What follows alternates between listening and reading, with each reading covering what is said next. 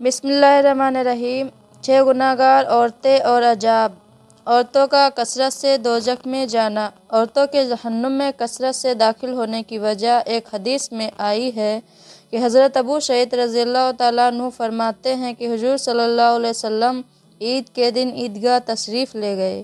جب عورتوں کے مجمع پر گزر ہوا تو حضور صلی اللہ علیہ وسلم نے عورتوں سے خطاب فرما کر ارشاد فرمایا کہ تم صدقہ بہت کثرت سے کیا کرو۔ میں نے عورتوں کو بہت کثرت سے جہنم میں دیکھا ہے۔ انہوں نے دریافت کیا، یا رسول اللہ، یہ کیا بات ہے؟ حضور صلی اللہ علیہ وسلم نے فرمایا کہ عورتیں لعنت بہت کرتی ہیں اور خاوند کی ناشکری بہت کرتی ہیں۔ 6 گناہ اور شدید عذاب۔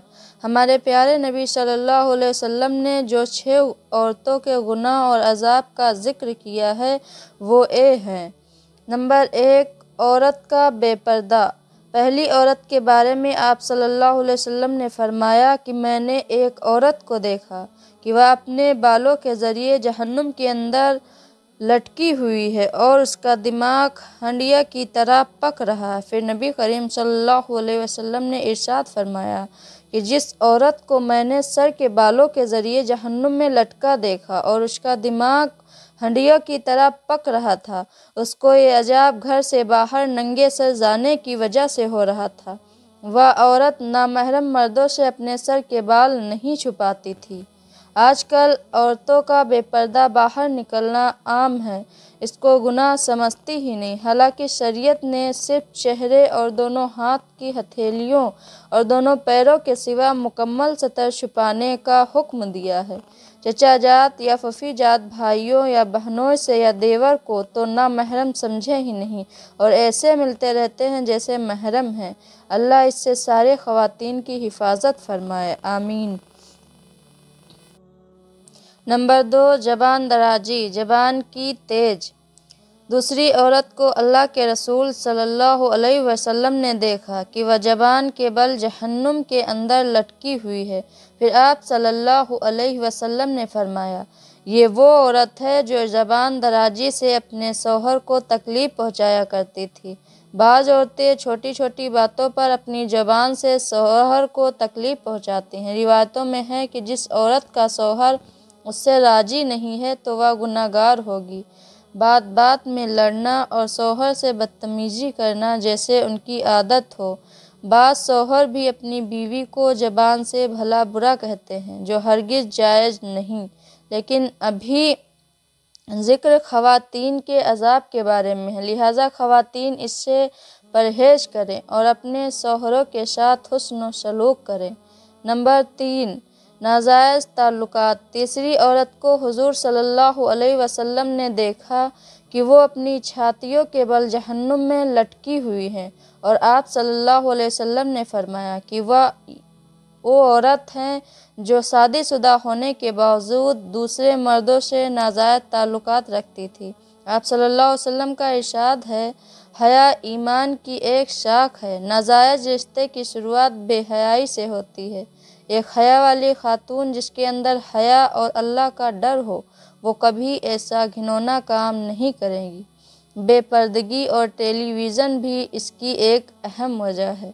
نمبر 4، پاکی کا خیال نہ رکھنے والی۔ چوتھی عورت جس کو حضور صلی اللہ علیہ وسلم نے اس حالت میں دیکھا کہ اس کے دونوں پیر سینے سے بندھے ہوئے ہیں اور دونوں ہاتھ سر سے بندھے ہوئے ہیں، آپ صلی اللہ علیہ وسلم نے فرمایا، یہ وہ عورت ہے جو دنیا میں جنابت اور حیض سے پاک صاف رہنے کا اہتمام نہیں کرتی تھی اور نماز کے ساتھ بڑی لاپرواہی کا معاملہ کرتی تھی۔ پاکی آدھا ایمان ہے، اس لیے مرد ہو یا عورت پاکی کا خاص خیال رکھنی چاہیے۔ عورتیں جو حیض یا نفاس وغیرہ سے فارغ ہوں تو پاک ہونے میں جلدی کرنی چاہیے۔ تاخیر کرنے میں گناہ ہے کیونکہ نماز قضا ہونے کا خطرہ ہے۔ نمبر 5، چغلی اور غیبت کرنے والی عورت۔ پانچویں عورت کے بارے میں رسول اللہ صلی اللہ علیہ وسلم نے ارشاد فرمایا کہ میں نے دیکھا کہ اس کا چہرہ خنزیر کی طرح ہے اور باقی جسم گدھے کی طرح ہے اور سانپ بچھو اس سے لپٹے ہوئے ہیں۔ پھر آپ صلی اللہ علیہ وسلم نے فرمایا کہ وہ عورت جھوٹ بولنے اور چغلی کھانے کی وجہ سے عذاب ہو رہا ہے۔